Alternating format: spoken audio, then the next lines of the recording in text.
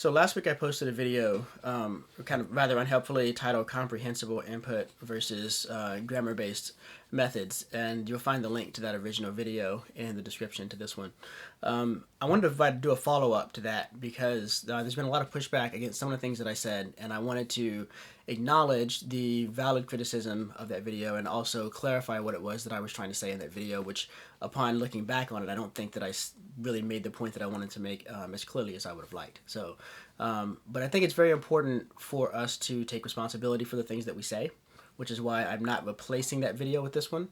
And I think it's also very important that the part of taking responsibility is circling back around when colleagues have pointed out things that are important that you've missed or that you've done wrong, and taking clarifying those bits and figuring out what you can do to make that right. So first off, the first major problem comes in the very title of the video itself. I titled it "Comprehensible Input versus Grammar-Based something." I don't know what the rest of it was, but that's already a bad opposition because you're already comparing apples to oranges.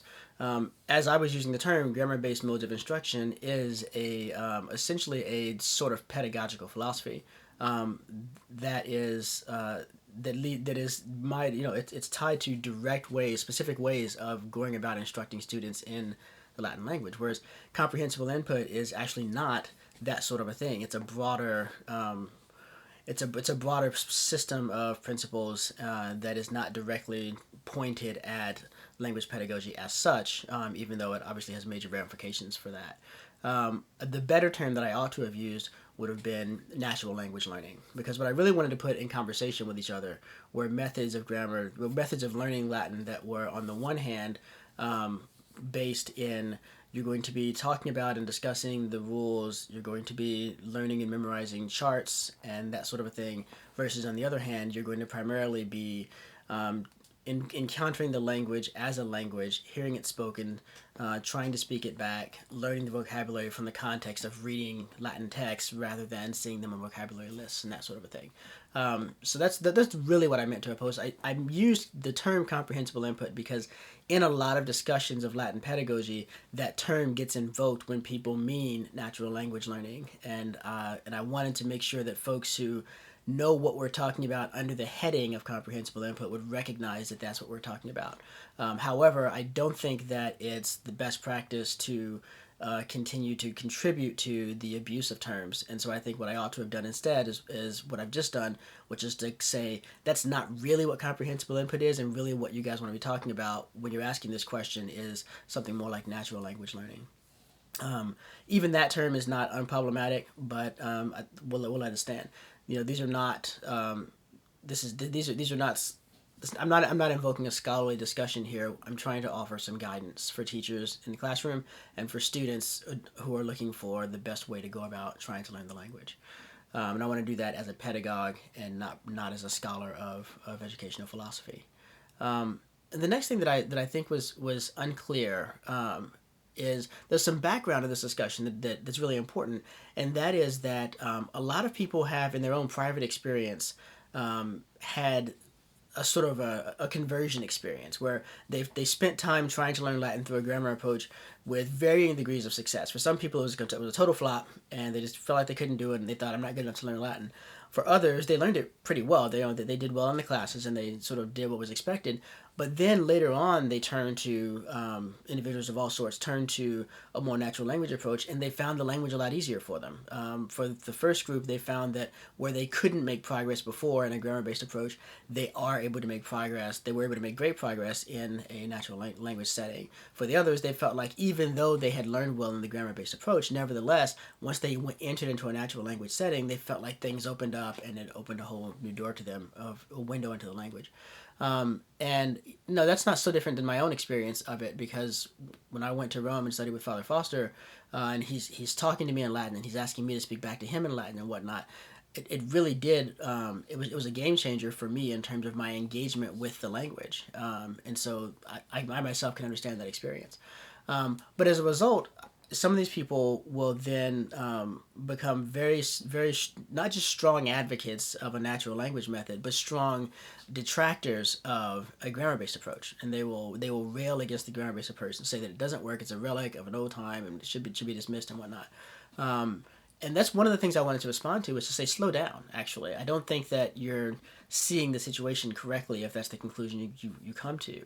It doesn't follow even that just because the natural language approach was better for you individually, that it would be better for every student. And so at the very least, some nuance is required there before we universalize private experience. But there's a kind of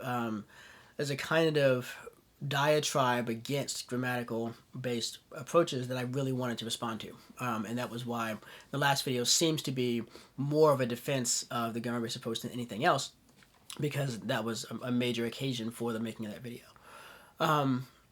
But on the other hand, I would also want to push back against anyone who wanted to offer the opposite diatribe against natural language approaches. I think that's also greatly unwarranted. Just because the grammar-based approach offers things that I think really need to be done specifically, that I think cannot be substituted for, and for which there's no analog in the natural language approach, doesn't mean that the natural language approach is bankrupt or is misleading or shouldn't be done at all or whatever else. And so I think that's a major misconception we want to avoid. What I was trying to argue for overall, those two positions excluded, was I wanted to point out that there are concrete and specific things that are best learned by means of a grammar-based approach, and that there are concrete and specific advantages to natural language learning, and that the best Latin instruction will combine those two in the student's experience. So someone made a comment that they do a natural language approach, and then after they've been looking at text in Latin together, they always discuss the grammar of the text in English. And I think the point of the poster was to say, well, actually, it's not as if grammar is absent from natural language learning. I would say when you started doing the grammar in English, you stopped doing natural language learning and you started doing the grammar-based approach. And that's exactly what I'm hoping people would do. And so I see that not as a counterpoint to what I say, but actually as an example of what I say. When I was learning English, no one pulled me aside at various points at regular intervals and explained to me the grammar of what I was doing in English in another language. Right? That's natural language. It is actually staying in that language and getting your grammatical explanations within that language. Father Foster's approach was that he would speak to us in Latin and he would have us speak to him in Latin, but he spoke Latin 60 to 70% of the time. The rest of the time he was talking in English, and that's when he talked about the grammar, and he held us very rigorously to the grammar. And I don't say that what he does is necessarily right or true or whatever, and I have my own personal differences between his method and how I teach. But that model worked really well because it connected what we were doing when we were speaking and hearing Latin spoken and when we were reading Latin texts to what we had studied in a grammar approach before. It gave us the vocabulary to talk to other Latinists and even linguists of other languages like Hellenists, for example, about what we were doing, and also gave us rigorous tools for getting into, this seems to be saying this, but how can I go from I think it's saying this to I can make an argument, a rigorous argument that'll stand up even in a scholarly journal that it's saying this, and what nuances come from saying it this way rather than another way. All of that stuff can, of course, be gained apart from the specific study of grammar, but it's a lot harder because you have to have enough experience of the text. Think of it this way. Everything that you learn from a natural language approach is inductive. And so you have to have a certain amount of experience in order to ground the inductive leap. You've got to feel like, okay, I've seen this done this way 80, 90 times, and every time it's had this sort of feel to it. So that's kind of how you convey this sort of a thing. And that's a great way to go at it because you understand it at a deep level. I think that's something that I long for every student to have. When my students finish a grammar-based approach, we dive right into text. And I try to get students into text as early as possible because I want them to, I think the best place to train your language intuitions, really the only place to train your language intuitions, is by reading real text written by somebody who spoke and wrote that language very well. Needn't necessarily be a native speaker. A lot of my students are doing post-classical stuff. So I think that's super important. We don't want to lose that. But in terms of what a grammar-based approach can offer, is it can offer you the rule that has been synthesized out of that type of experience of thousands of pages of text by others, and you can take that rule on as a preliminary understanding of what's going on, And then, of course, as you read, you'll continue to evaluate whether that rule is actually, in your opinion, accurate or not. And so it's to me, it's very important that in teaching grammar, I don't say this is the way it is, and you've just got to. We've done all the work. There's nothing left for you to do except just understand it and take it in passively. I want to say this is how we recommend you think about it. This is how it has seemed to a lot of us who've gone before. Now, as we read text together, and I'm going to point out, hey, I think that thing is operative here. I want you to test that against your own sense, your developing sense of the language, your sense of other languages, whatnot, and see if it's holding up. See if that's making sense to you. And I think that a lot of times a student will say, "I'm not sure this is the best explanation for this. I'm not sure that's right." And those are always interesting discussions for me as a teacher to have, for us to go into those and to begin to compare those side by side. I could always just say, well, I've read more Latin text than you, and so you just have to, my opinion means more than yours does. But it doesn't necessarily, because if I've been reading more Latin text but I've been reading them wrong, that doesn't really give my opinion any more weight, right? So I think in that sense, we have to be open to that. This is why I think the natural goal of a grammar-based approach is to give way to natural language ways of interacting with the language. The point is ultimately to be reading, thinking, and speaking in Latin. Some people don't want to speak in Latin, that's fine, but that's still the natural trajectory of language study. And because that's true, and because natural language does convey that sense of the language more immediately, more readily, more successfully than a grammar-based approach does, I don't think it makes sense to relegate the natural language parts of things to a later stage and say, well, once we finish the grammar-based approach, then we can, if we've got students who are willing to go on and do more study, then we can roll over into speaking, composition, and this sort of thing. I think it really needs to be present from the earliest stages. You hear a lot of natural language folks talk about vocabulary acquisition. That's one of the things that they will rail against in the grammar-based method as well. Why are you learning lists of vocabulary instead of learning the vocabulary in the context of seeing it in text and things? And I would say absolutely. That makes perfect sense to me. I remember vocabulary much better when I can remember it in context. I'll give you an example.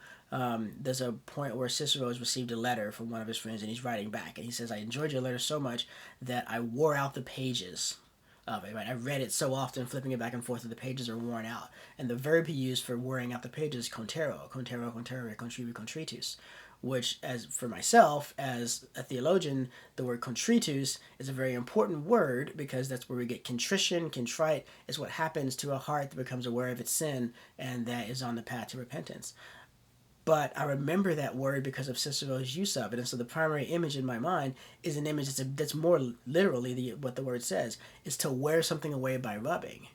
And so a contrite heart, I can hear that rubbing sense, but I can tell you exactly where I learned that word from, and I remember it much more successfully than other words that I've seen a dozen times in print, but not actually encounter them in that way. Of course, the funny thing about that is that this was something I learned from reading, right? Not from speaking or whatever. But I think that's just the point. Reading Latin text, seeing words in context increases the likelihood that you're going to remember them because context is an important aid to memory, right? And insofar as in a lot of the grammar-based approach, you're reading you're reading sentences that are exercises rather than Latin text, and so they're artificial sentences that were created to test this piece of grammar, and they don't come out of a larger context of a story, of a narrative, of a letter, or whatever else. They don't offer the same opportunities for memorization, and so it does often fall to, well, I've just got to memorize this list to get this thing down.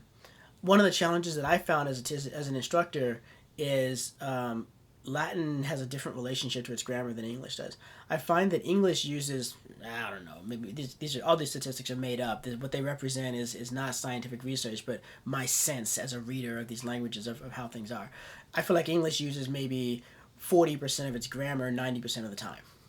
And so you can be ignorant of a lot of the really difficult aspects of English grammar and still read most stuff just fine because it's not going to come up.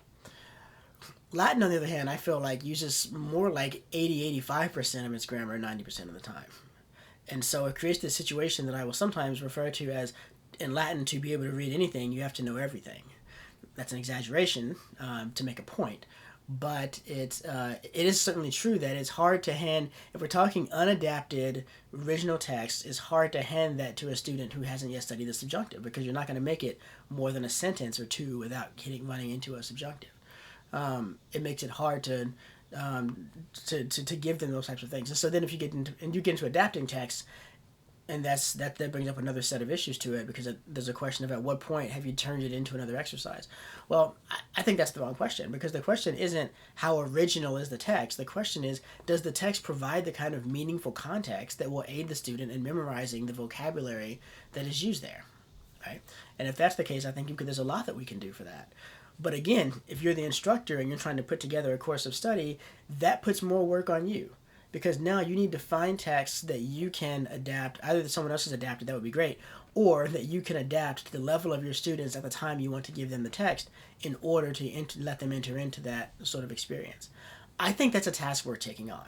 I think that the challenge of figuring out how to get students into reading things, connected Latin narrative that is good Latin grammar, even if it is adapted grammar to the level the students are at, is a challenge we're taking on, because I think that is going to have that's going to be a really great accelerant to the students' learning, and it's also going to unlock the students' appreciation of the language, their love of the language faster. Once they fall in love with the language, they'll do any amount of difficult grammatical work you want them to do.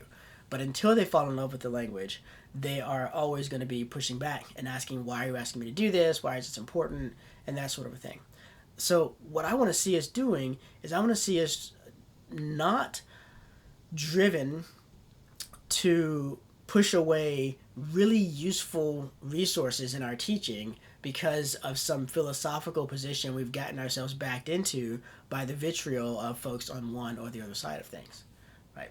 But I also don't want you, as a teacher who feels that your own preparation has made you inadequate to the teaching, the adoption of natural language learning methods. I don't want you to feel like, well, either I've got to reorganize my life and go learn Latin a completely different way, much better in order to be a teacher, or I've got to relegate myself to just doing what I can do, and it's not really ideal, but it's all I can do. I want to say to you, no, there's middle ground. It's actually a continuum. And so there are any number of ways to introduce elements of natural language into the instruction of Latin that don't require you to be a fluent Latin speaker. And a lot of what you lack in fluency you can make up for in preparation. Now, I know preparation hours are also limited. That's the reality of a teacher's life, right? We have too much stuff going on. We don't generally have the time to do all the things that we want to do. But I think it's worth looking into this, and I think it's worth figuring out ways to bring more of that aspect into what you're doing. On the other hand, for someone who is really sold out to a natural language approach to the extent that you're going even all the way perhaps to immersion, I want to make the argument that you will benefit greatly in your understanding of what's happening by asking the types of questions that the grammatical approach encourages you to ask. I think you do need to have those discussions of Latin grammar in English, not just for the sake of being able to talk with other Latinists about it, although that's certainly a benefit, but also to be able to make explicit to yourself even what it is that you're intuiting when you're encountering the language in this more natural way. So I hope that makes a little clearer what I was on about in that first video. And again, I'd like to apologize to anyone who felt put out or upset by the way that I used terms in that first video. I certainly ought not to have contributed to the misunderstanding about what comprehensible input was, and I do apologize to the community for that. But I also hope that you're able to come back and think about the actual point that I'm making and what that offers us, the Vogue for that offers us as teachers. I think this is exciting. I think that this, the presence of these two approaches to teaching the language opens up that path forward that that I think folks have been looking for. That we can go to someone and say, yes, Latin is very hard, and you're gonna learn all sorts of crazy terms and weird things that don't really line up with anything you experience. But Latin is also a form of communication. It was created to be a form of communication. Children could learn it. Father Foster was fond of saying dogs can speak Latin, because if you have a dog and you're a Roman and you want him to do stuff, you tell him to do it in Latin and he does it because he's well trained, right? I think that's weird, but it's funny and it makes the point. The difficulty of Latin doesn't make it inaccessible as a form of speech, as a form of communication.